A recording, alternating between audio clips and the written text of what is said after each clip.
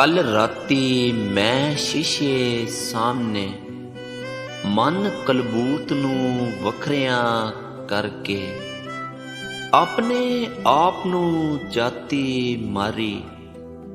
अखां गल्लां मत्था तकिया, हौसला आकड़ हिम्मतां मिनियां। जद मैं फेर तरेड़ां गिनियां, हौसले मैनू कन विच दस्सिया गल मुक गई ए। लेखां दे नाल होर लड़ाई नहीं हो सकदी। हुण डिग डै जा इस टुट भज ते, होर लपाई नहीं हो सकदी, नहीं हो सकदी।